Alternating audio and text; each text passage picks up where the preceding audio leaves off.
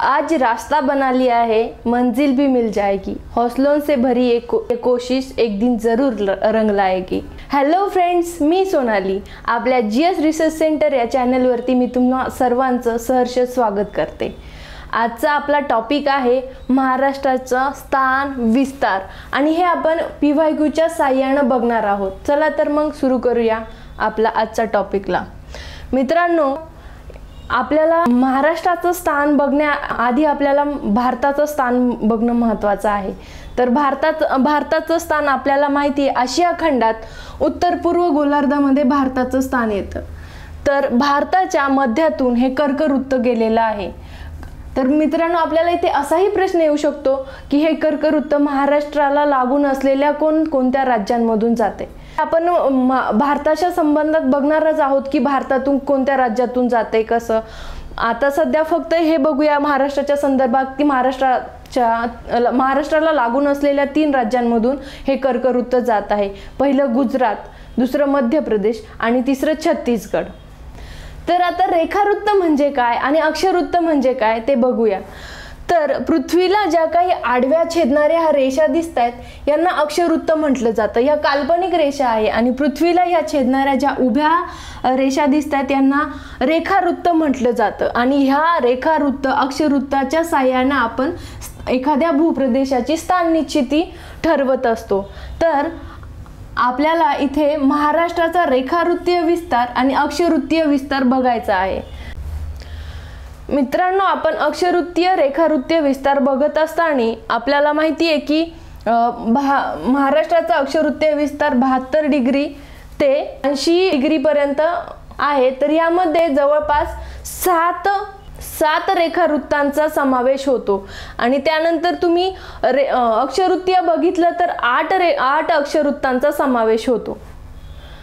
मित्रांनो, एकूण 180 अक्षवृत्ते आहे आणि एकूण 360 रेखावृत्त आहे।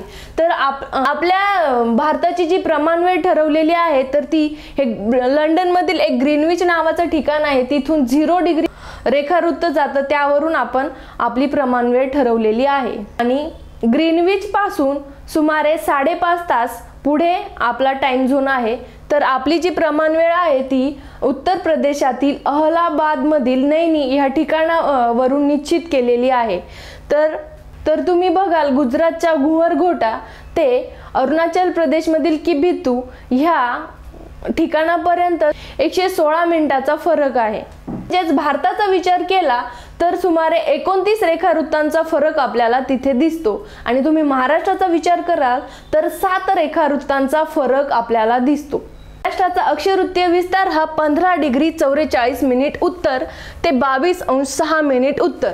उत्तरच का घेतं? आता इथे तुम्ही म्हणाले ते दक्षिण आहे, मग दक्षिणेकडचा पॉइंट आहे, तर दक्षिण का नाही म्हणत आहे?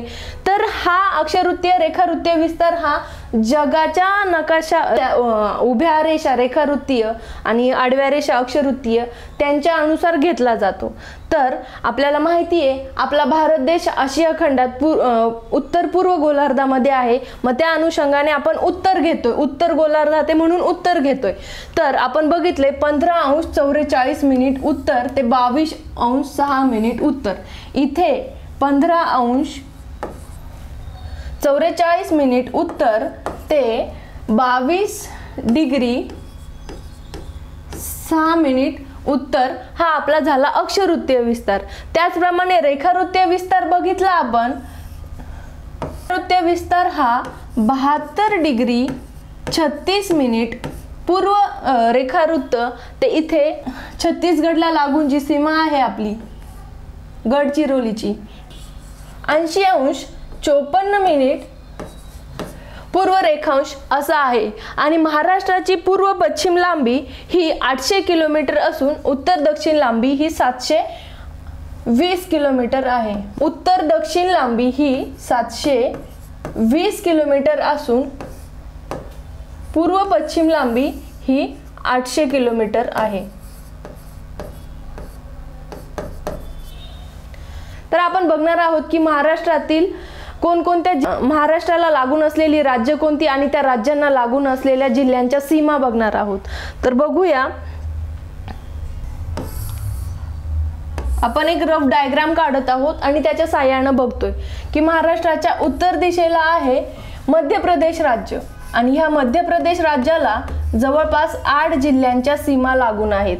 त्यानंतर महाराष्ट्राच्या पूर्वेला आहे छत्तीसगड राज्य आणि ह्या छत्तीसगड राज्याला 2 जिल्ह्यांच्या सीमा लागून आहे। त्यानंतर आग्नेय दिशेला महाराष्ट्राच्या तेलंगणा राज्य आहे आणि ह्या तेलंगणाला 4 जिल्ह्यांच्या सीमा लागून आहे। त्यानंतर महाराष्ट्राच्या दक्षिणेला असलेला कर्नाटक राज्य, ह्या कर्नाटकला 7 जिल्ह्यांच्या सीमा लागून आहे आणि इकडे नैऋत्य दिशेला गोवा राज्य आहे आणि ह्या गोवा राज्याला एका जिल्ह्याची सीमा सिंधुदुर्ग या जिल्ह्याची सीमा लागून आहे। त्यानंतर पश्चिमेला गेलात तर इकडे अरबी समुद्र आहे। त्यानंतर वायव्य दिशेला गुजरात राज्य आहे आणि ह्या गुजरात राज्याला 4 जिल्ह्यांच्या सीमा लागून आहे। त्यानंतर एक केंद्रशासित प्रदेश आहे दादरा नगर हवेली, त्याला 1 जिल्ह्याची सीमा लागून आहे। अशा प्रकारे महाराष्ट्राला 6 राज्य आणि 1 केंद्रशासित प्रदेशाची सीमा लागून आहे। तर आता आपण बघणार आहोत की ह्या राज्यांना कोणकोणत्या जिल्ह्यांच्या सीमा लागतात। तर पहिलं घेऊया आपण मध्य प्रदेश।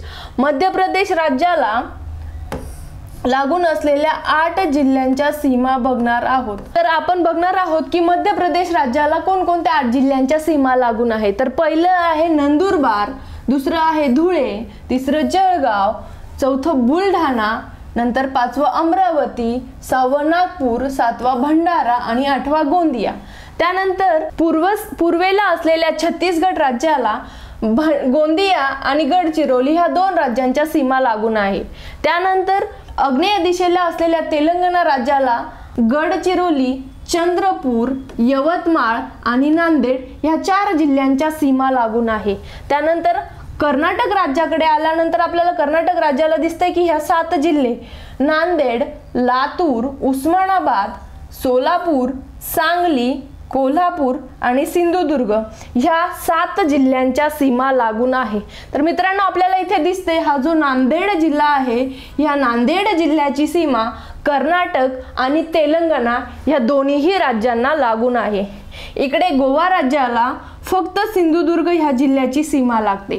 त्यानंतर गुजरात, वायव्य दिशेला असलेल्या गुजरात राज्याला पालघर, नाशिक, धुळे आणि नंदुरबार या 4 जिल्ह्यांच्या सीमा लागून आहेत।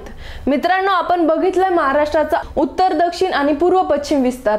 तर आपल्याला यावरती असा प्रश्न विचारला जाऊ शकतो, महाराष्ट्राच्या पूर्व पश्चिम विस्तारापेक्षा उत्तर दक्षिण विस्तार हा कमी आहे। मग आपण बघितलंय की उत्तर दक्षिण विस्तार आपल्याला माहिती आहे हा किती आहे, सुमारे 700 किलोमीटर आणि पूर्व पश्चिम विस्तार हा 800 किलोमीटर आहे। मित्रांनो आपण आता राजकीय सीमा बघितल्या, यानंतर आपण बघणार आहोत की महाराष्ट्राच्या नैसर्गिक सीमा। तर महाराष्ट्राच्या उत्तर दिशेला सातपुडा पर्वतरांग, त्यानंतर गाविलगड डोंगररांग आणि तोरणमाळचे पठार आहे, ही आपली नैसर्गिक सीमा उत्तरेला तयार होते। त्यानंतर तुम्ही इकडे छत्तीसगड गडचिरोली साईडला गेलात तर सुरजागड, भामरागड ह्या पर्वतरांगा आहेत। त्याच्यानंतर चांदूरगड ह्या पर्वतरांगा ह्या नैसर्गिक सीमा पूर्व दिशेला तयार झालेला आहे। त्यानंतर तुम्ही खाली दक्षिणेला आला तर दक्षिणेला ताम्रपर्णी नदी, इकडे मांजरा डोंगररांग आणि चिकोडी डोंगररांग ह्या नैसर्गिक सीमा तयार झालेल्या आहे। त्यानंतर पश्चिम दिशेला अरबी समुद्राने नैसर्गिक सीमा तयार केलेली आहे। तर मित्रांनो आपण आतापर्यंत महाराष्ट्राचा अक्षवृत्तीय विस्तार, रेखावृत्तीय विस्तार, त्यानंतर त्याच्या भौगोलिक सीमा आणि नैसर्गिक सीमा बघितल्या। महाराष्ट्राला लागून असलेल्या राज्य बघितली आणि त्या राज्यांना लागून असलेल्या जिल्ह्यांच्या सीमा बघितल्या। आता यानंतर आपण ह्या टॉपिक वरती आयोगाने इथून मागे विचारलेले प्रश्न बघणार आहोत। तर पहिला प्रश्न आहे, महाराष्ट्र राज्याचे भौगोलिक क्षेत्रफळ डॅश चौरस किलोमीटर असून भारताच्या डॅश% क्षेत्र व्यापलेले आहे। तर आपल्याला माहिती आहे महाराष्ट्राचं क्षेत्रफळ हे 3,07,713 चौरस किलोमीटर आहे आणि आपण जर भारताचा विचार केला तर भारताच्या क्षेत्रफळाच्या 9.36% इतका भाग आपल्या महाराष्ट्र राज्याने व्यापलेला आहे। म्हणून आपलं उत्तर आहे 3,07,713 चौरस किलोमीटर आणि 9.36% क्षेत्र। आपला पर्याय आहे पहिला। तर मित्रांनो, क्षेत्रफळानुसार बघितलं तर आपल्या महाराष्ट्राचा तिसरा क्रमांक लागतो। तर पहिल्या क्रमांकावर आहे राजस्थान, दुसऱ्या क्रमांकावर आहे मध्य प्रदेश आणि तिसऱ्या क्रमांकावर आपलं महाराष्ट्र राज्य येतं। लोकसंख्येचा विचार कराल तर लोकसंख्येच्या नुसार आपल्या महाराष्ट्राचा नंबर येतो दुसरा। पहिल्या क्रमांकावर आहे लोकसंख्येनुसार पहिल्या क्रमांकावर येतं उत्तर प्रदेश आणि दुसऱ्या क्रमांकावर येतं महाराष्ट्र। पुढचा प्रश्न आहे, खालीलपैकी महाराष्ट्राचा कोणता अक्षरवृत्तीय विस्तार बरोबर आहे? तर आपण अक्षरवृत्तीय विस्तार बघितलेला आहे। अक्षरवृत्तीय विस्तार म्हणजे कोणता?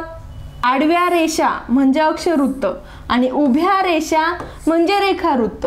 मग अक्षरवृत्तीय विस्तार आपला 15 डिग्री 44 मिनिट उत्तर ते 22 डिग्री 6 मिनिट उत्तर हा आहे। तर आपलं उत्तर आहे पहिलं। तर पुढचा प्रश्न आहे, महाराष्ट्राच्या पूर्व पश्चिम विस्तारापेक्षा दक्षिण उत्तर विस्तार हा कमी आहे जास्त आहे हे विचारलेलं आहे। आपण या आधी डिस्कस केलेला आहे। तर महाराष्ट्राचा पूर्व पश्चिम विस्तार आपल्याला माहिती आहे 800 किलोमीटर आहे आणि तुम्ही दक्षिण उत्तर विस्तार बघितला तर तो जवळपास 700 किलोमीटर आहे। म्हणून आता कंपॅरिझन केली तर आपल्याला कळतं की पूर्व पश्चिम विस्तारापेक्षा हा दक्षिण उत्तर विस्तार हा नक्कीच कमी आहे। त्यामुळे आपलं उत्तर आहे 1। त्यानंतर पुढचा प्रश्न बघूया, महाराष्ट्राचे एकूण भौगोलिक क्षेत्र किती आहे? तर हा आपण डिस्कस केलेला आहे 3,07,713 चौरस किलोमीटर। आता यात एक्झॅक्ट अशीच संख्या दिलेली नाहीये उत्तरामध्ये, पण तरी आपण अंदाज लावू शकतो की तिसरं 3,07,307.70 लाख हेक्टर मध्ये विचारलंय त्यांनी, म्हणून तिसरा पर्याय। त्यानंतर पुढचा प्रश्न आहे, महाराष्ट्राचा रेखावृत्तीय विस्तार किती आहे विचारले। रेखावृत्त म्हणजे उभ्या रेषा, पूर्व ते पूर्व। आता बघूया आपण महाराष्ट्राचा रेखावृत्तीय विस्तार हा 72 डिग्री 36 मिनिट पूर्व ते 80 डिग्री 54 मिनिट पूर्व असा आहे आणि याच्या जवळपास आपल्याला हे उत्तर मिळते तिसरं 72 डिग्री 6 मिनिट ते 80 डिग्री 9 मिनिट। तर पुढचा प्रश्न आहे, महाराष्ट्र राज्याची पूर्व पश्चिम लांबी किती आहे? तर महाराष्ट्राची पूर्व पश्चिम लांबी बघितली आपण 800 किलोमीटर। अशा प्रकारे नवनवीन व्हिडिओ बघण्यासाठी आपल्या जीएस रिसर्च सेंटर या YouTube चॅनलला लाईक करा, शेअर करा, सबस्क्राइब करा। धन्यवाद।